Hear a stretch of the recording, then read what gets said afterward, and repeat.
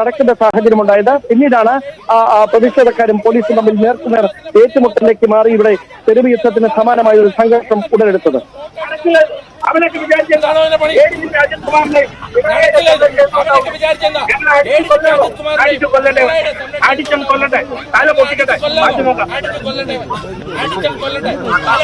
എന്ത് പരിക്കണക്കിന് ഞാൻ പറഞ്ഞല്ലോ, എന്റെ പരിക്കിൽ ഞാനിവിടെ മരിച്ചു വീണാൽ അവനെതിരെ നടപടിയെടുക്കാൻ ഞാൻ മാറില്ല, അവനെ മാറ്റാതിട്ടൊന്നും മാറില്ല. ഞാൻ എന്റെ കാര്യത്തിൽ വളരെ വ്യക്തതയുള്ളവരാണ്.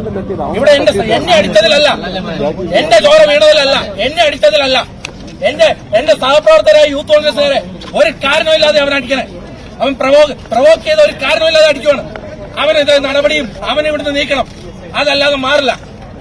പോരാട്ടം ഇത് പോരാട്ടം, പോരാട്ടം ഇത് പോരാട്ടം, പോരാട്ടം ഇത് പോരാട്ടം, മൂവർണ്ണക്കൊടി പോരാട്ടം, മൂവർണ്ണക്കൊടി പോരാട്ടം, മൂവർണ്ണക്കൊടി പോരാട്ടം, മൂവർണ്ണക്കൊടി പോരാട്ടം. കോൺഗ്രസ് സിന്ദാബാദ്, കോൺഗ്രസ് സിന്ദാബാദ്, കോൺഗ്രസ് അതിനിടയിലാണ് പോലീസ് ഉദ്യോഗസ്ഥർക്കും ഈ സംഘർഷത്തിൽ പരിക്കേറ്റിട്ടുണ്ട് ഉൾപ്പെടെയുള്ള നേതാക്കൾ പറയുന്ന വിഷയം. രാഹുൽ മാങ്കൂട്ടത്തിനെയും നിരവധി വനിതാ പ്രവർത്തകരെയും സ്ഥലത്ത് നിന്ന് അറസ്റ്റ് ചെയ്ത് നീക്കിയിട്ടുണ്ട്. കാര്യങ്ങൾ പോലീസ് നിയന്ത്രിക്കാൻ കഴിയാത്ത രീതിയിലേക്ക് കാര്യങ്ങൾ നീങ്ങുന്നു. പോലീസിന്റെ വാഹനം അവിടെ എത്തുന്നുണ്ട്. പ്രവർത്തകർ അറസ്റ്റ് ചെയ്ത് നീക്കാനുള്ള നടപടിയാണോ ഡാൻ പോലീസിന്റെ ഭാഗത്തുനിന്നുണ്ടാകുന്നത്?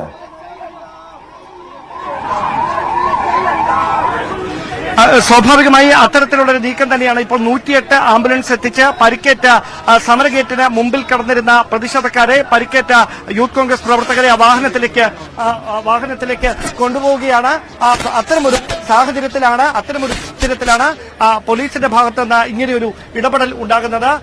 സ്വാഭാവികമായി വളരെ സംയമനത്തോടെ തുടങ്ങിയ ഒരു പ്രതിഷേധമാണ് നേർക്കുനേർ ഏറ്റുമുട്ടലിലേക്ക് കടക്കുന്ന തരത്തിലേക്കൊക്കെ കാര്യങ്ങൾ എത്തിയത്. പോലീസ് ത്തിൽ ഏറ്റുമുട്ടുകയായിരുന്നു. 35 മിനിറ്റ് നേരം 4 ജലപീരങ്കി പ്രയോഗിച്ചിട്ടും പിരിഞ്ഞു പോകാൻ കൂട്ടാക്കാതെ പശ്ചാത്തലത്തിലാണ് അവർ അങ്ങനെയൊരു പ്രതിഷേധവുമായി മുമ്പോട്ട് പോകുന്ന സാഹചര്യമുണ്ടായത്. കന്റോൺമെന്റ് അസിസ്റ്റന്റ് കമ്മീഷണർ നേതൃത്വത്തിലുള്ള പോലീസ് സംഘമാണ് പ്രതിഷേധക്കാരെ നേരിടുന്ന വേണ്ടി ഇവിടേക്ക് എത്തിയത്. പക്ഷേ പ്രവർത്തകർ തുടർച്ചയായി ജലപീരങ്കി പ്രയോഗിച്ചിട്ടും ഇവിടുന്ന് മാറാത്ത സാഹചര്യമുണ്ടായിരുന്നു. അങ്ങനെയാണ് ഇപ്പോൾ പരിക്കേറ്റ പ്രവർത്തകനെ പോലീസ് ആംബുലൻസ് എത്തിച്ചതിന് ശേഷം സ്ട്രെച്ചറിൽ കയറ്റി ഈ ആംബുലൻസിൽ ആശുപത്രിയിലേക്ക് മാറ്റുന്നതിന് വേണ്ടിയിട്ടുള്ള നീക്കം നടത്തുന്നത്. പക്ഷേ അബിൻ വർക്കി ഇപ്പോഴും പ്രതിഷേധവുമായി തെരുവിൽ തന്നെ തുടരുന്ന സാഹചര്യമാണുള്ളത്.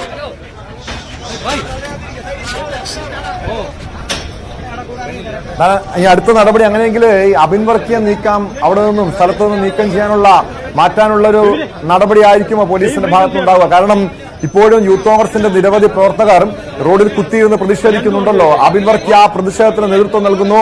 അബിൻ വർക്കിയെ മാറ്റിയില്ലെങ്കിൽ കാര്യങ്ങൾ ഒരുപക്ഷെ കൂടുതൽ പ്രകോപനം സൃഷ്ടിക്കുന്ന രീതിയിലേക്ക്, സമരം കൂടുതൽ ശക്തമാകുന്ന രീതിയിലേക്ക് കാര്യങ്ങൾ മാറും. അതുകൊണ്ട് അടുത്ത പോലീസിന്റെ നടപടി അബിൻ വർക്കിയെ അവിടെ നിന്നും മാറ്റുകയായിരിക്കുമോ?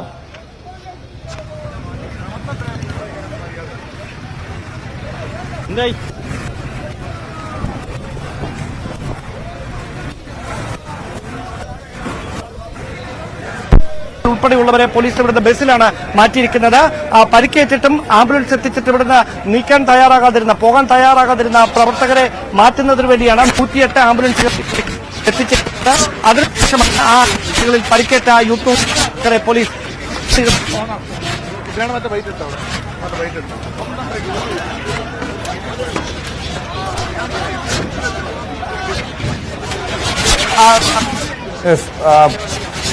പോലീസ് ഇപ്പോൾ ആംബുലൻസ് എത്തിച്ചിരിക്കുന്നു. പരിക്കേറ്റ പ്രവർത്തകരെയും ആശുപത്രിയിലേക്ക് കൊണ്ടുപോകാനുള്ള നടപടികൾ സ്വീകരിച്ചിരിക്കുന്നു. പക്ഷെ അബിൻ വർക്കി തന്നെ ആക്രമിച്ച, യൂത്ത് കോൺഗ്രസ് പ്രവർത്തകരെ ആക്രമിച്ച, മർദ്ദിച്ച പോലീസുകാരെ, SI ഉൾപ്പെടെയുള്ളവരെ അവിടെ നീക്കം ചെയ്യാതെ സമരം അവസാനിപ്പിക്കില്ല എന്ന നിലപാടിൽ തന്നെ ഉറച്ചു നിൽക്കുന്നു. ചില പ്രവർത്തകരെ ഇപ്പോൾ ആംബുലൻസിലേക്ക് കയറ്റിയിട്ടുണ്ട്. പക്ഷെ അബിൻ വർക്കി ഉൾപ്പെടെയുള്ളവരെ പോലീസ് ബലപ്രയോഗത്തിലൂടെ ഇനി അവിടെ നിന്ന് മാറ്റുമോ എന്നുള്ളതാണ് അറിയേണ്ടത്. ഡാൻ കുര്യനാണ് ഇവിടുന്ന് വിവരങ്ങൾ നൽകുന്നത്. ഡാൻ, തുടരാം. എന്താണ് ഇപ്പോൾ അവിടെ സംഭവിക്കുന്നത്?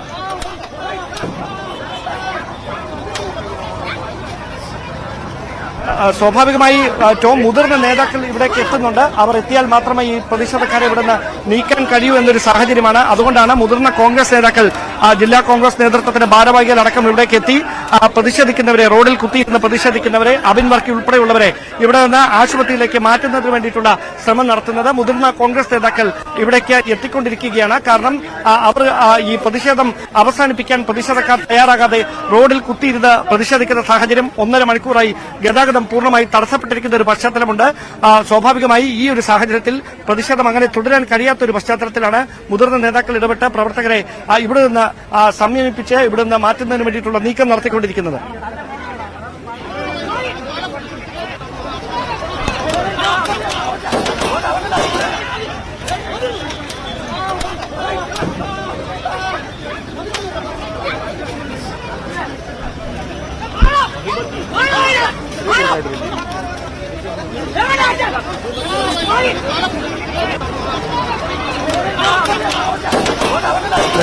യൂത്ത് കോൺഗ്രസ് പ്രവർത്തകരുടെ മാർച്ചിൽ മുഖ്യമന്ത്രി രാജിവെക്കണമെന്ന് ആവശ്യപ്പെട്ട് സെക്രട്ടേറിയറ്റിലേക്ക് നടത്തിയ മാർച്ചാണ് യുദ്ധക്കളമായി മാറുന്ന കാര്യങ്ങളിലേക്ക് വഴിമാറിയത്. പോലീസ് പ്രവർത്തകർക്ക് നേരെ ലാത്തിവീശി, ജലപീരങ്കി പ്രയോഗിച്ചു. യൂത്ത് കോൺഗ്രസിന്റെ സംസ്ഥാന വൈസ് പ്രസിഡന്റ് അബിൻ വർക്കി ഉൾപ്പെടെ നിരവധി പ്രവർത്തകർക്ക് പോലീസിന്റെ ലാത്തി ചാർജിൽ പരിക്കേൽക്കുന്നു.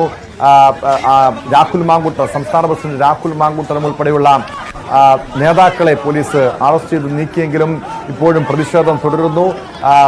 മർദ്ദിച്ച ഈ യൂത്ത് കോൺഗ്രസ് പ്രവർത്തകരെ മർദ്ദിച്ച SI ഉൾപ്പെടെയുള്ള പോലീസുകാരിവിടെ നീക്കം ചെയ്യാതെ പ്രതിഷേധം അവസാനിപ്പിക്കില്ല എന്ന നിലപാടിലാണ് അബിൻ വർക്കിയും പ്രവർത്തകരും. ഇപ്പോൾ കൂടുതൽ നേതാക്കൾ KPCC സംഘടനാ ചുമതലയുള്ള ജനറൽ സെക്രട്ടറി M ലിജു ഉൾപ്പെടെയുള്ള കോൺഗ്രസ് നേതാക്കളും ഈ സ്ഥലത്തേക്ക് എത്തിയിരിക്കുന്നു. ഡാൻ കുര്യൻ വീണ്ടും ചേർന്നുണ്ട്. ഡാൻ, കോൺഗ്രസ് നേതാക്കൾ കൂടി ഈ സംഭവ സ്ഥലത്തേക്ക് എത്തുന്നു. എന്തായിരിക്കും സംഭവിക്കാൻ പോകുക? കാരണം ഈ പ്രവർത്തകരെ അവിടെ നിന്ന് പിന്തിരിപ്പിക്കാനുള്ള നീക്കമായിരിക്കുമോ, അതോ കോൺഗ്രസ് ഈ പ്രതിഷേധം ഏറ്റെടുക്കുന്ന രീതിയിലേക്കാണോ കാര്യങ്ങൾ നീങ്ങുന്നത്?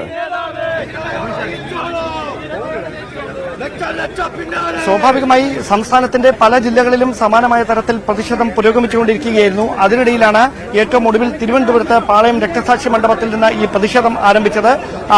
സമരകവാടത്തിന് മുമ്പിലേക്ക് പ്രവർത്തകർ എത്തുകയും ബാരിക്കേഡുകൾ തള്ളി നീക്കാനുള്ള ശ്രമം പോലീസ് ജലപീരങ്കി ഉപയോഗിച്ച് ചെറുക്കാൻ ശ്രമിക്കുകയും ചെയ്തിരുന്നു. അത്തരത്തിൽ